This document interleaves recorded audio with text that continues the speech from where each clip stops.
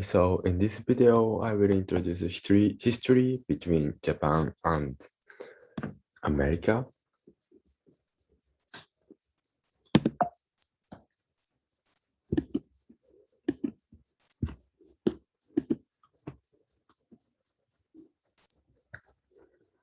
So in the early 16th, Japan's ruling Tokugawa shogun enacted a policy of national seclusion known as Sakoku.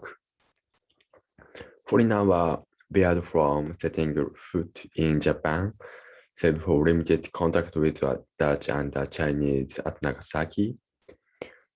Christianity was banned and Catholic missionaries were expelled. The earliest American contact with Japan began shortly after the former nation's foundation. In 1785, an Eastern Indian owned and commanded by an Irish John O'Connell docked at Baltimore and reportedly had ethically Japanese sailor as a part of its crew. The most famous person is him. In 1852, American Commodore Matthew C. Perry embarked from Norfolk, Virginia for Japan in command of a squadron tasked with negotiate a trade treaty with Japan. Aboard a Black Hard Stream frigate, he ported Mississippi, Saratoga, and Susquehanna, and at Uraga Harbor near Edo. Edo means like a present day in Tokyo. And he was met by representatives of the Tokugawa shogunate. They told him to proceed to Nagasaki, where the Sakoku law allowed limited trade by the Dutch. Perry refused to leave, and he demanded permission to present a letter from President Millard Fillmore, threatening force if he was denied. So Japan had shunned modern technology for centuries, and the Japanese military was not able to resist Perry's ship. That's why it's called this Perry's ship called Black Ship.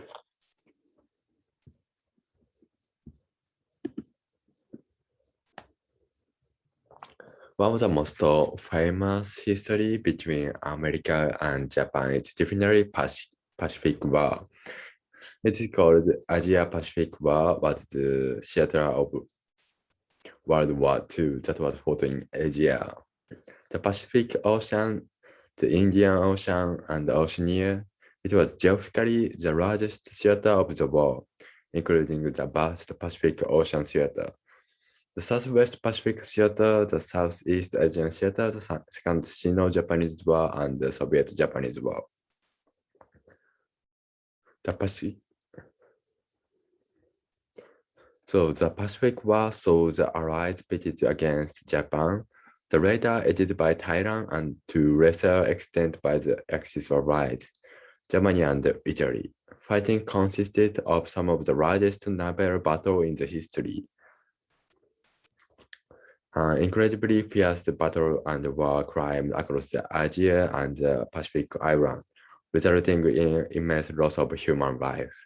And the atomic bombing of Hiroshima and Nagasaki is most famous, and then that led to ending the war. The formal surrender of Japan ceremony took place aboard the battleship USS Missouri in Tokyo Bay on 2 September 1945.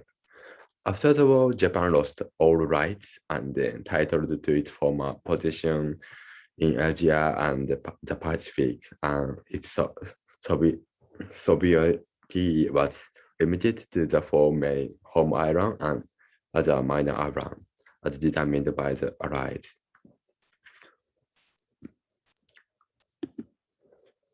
So I'll explain a little bit of atomic bomb.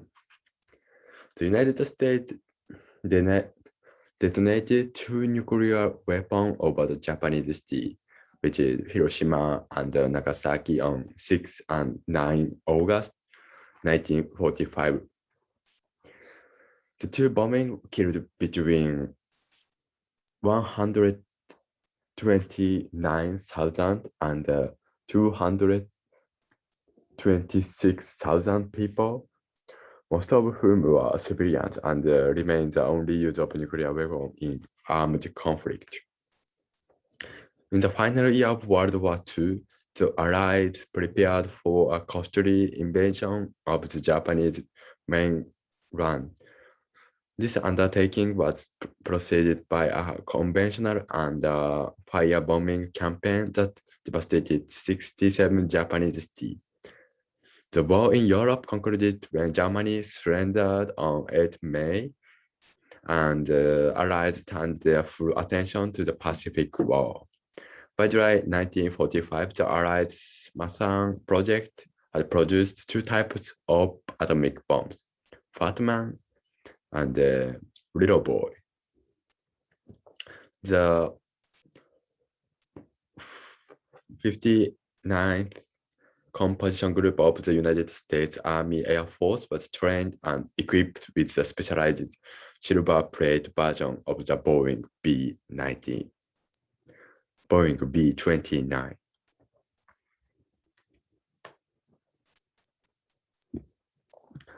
So I'll explain a little bit of after war. So how can Japan and America recover the relationship? Because the war is severe. So yeah, but now Japan and America have a good relationship. So I'll explain that. At the end of the Second World War, Japan was occupied by the Allied power led by the United States with contribution from Australia, the United Kingdom, and New Zealand. This was the first time that Japan had ever been occupied a foreign power. In the initial phase of the occupation, the United States and the other Allied power under the leadership of American General Douglas MacArthur sought to carry out a slow-going transformation of Japanese policy and society in an effort to prevent Japan from threatening the peace in the future. Among other measures, the occupation authorities pressured Emperor Hirohito into renouncing his divinity, disband the Japanese military, purged wartime raiders from serving in government, ordered the dissolution of the massive Zaibatsu industry conglomerates that had powered Japan's war machine, vastly increased ownership with extensive land reform, legalized labor union and the Japan Communist Party. I explain a little bit complicated thing, but the main reason we recover our relationship is Cold War.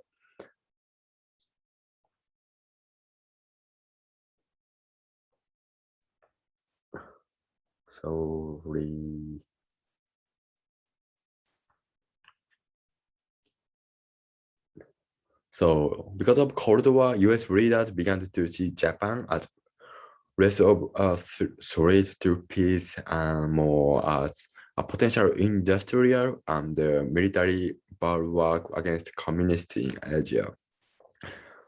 The occupation finally came to the end in 1952 in Japan with the enactment of the San Francisco Peace Treaty between Japan and the US. The treaty was signed on September 8, 1951 and took effect on April 28. As a condition of ending the occupation and restoring its sovereignty, Japan was also required to sign US-Japan Security Treaty, which means US military wants to stop in Japan for a war, Cold War.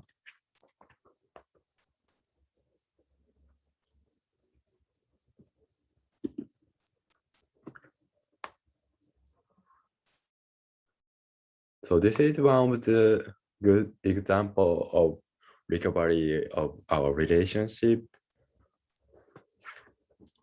So Operation Tomodachi is the United States Armed Force assistance operation to support Japan in the disaster relief following the 2011 Tohoku earthquake and tsunami. The operation took place from March to May and involved 24,000 US service members and 189 aircraft, 24 naval ships, and the cost $90 million. That's a huge assistance for Japan, and finally Japan can recover from earthquake because of this support. And then Japanese Prime Minister Shinzo Abe and enjoyed a good relationship with US President Donald Trump, with several friendly meetings in the United States, as we can see in the news. And then, yeah, the relationship related to now, because his successor, Prime Minister Yoshida Suga and Fumio Kishida, have enjoyed and good relationship with current US President Joe Biden. So I'll explain some main event of incident of between America and Japan. So most important thing is respect. So this presentation is for older people, aged people. So they still have hate some of Japanese due to war. Some Japanese do some severe and cruel things to American citizens. However, the history is changing. Even if we used to have a bad relationship, Japanese and American can respect each other, because young people sometimes don't care about the war right now. So even older people should have respect. Don't forget about history, as I mentioned, but we change it to respect. And then, yeah, knowing the history is also important because understanding each culture.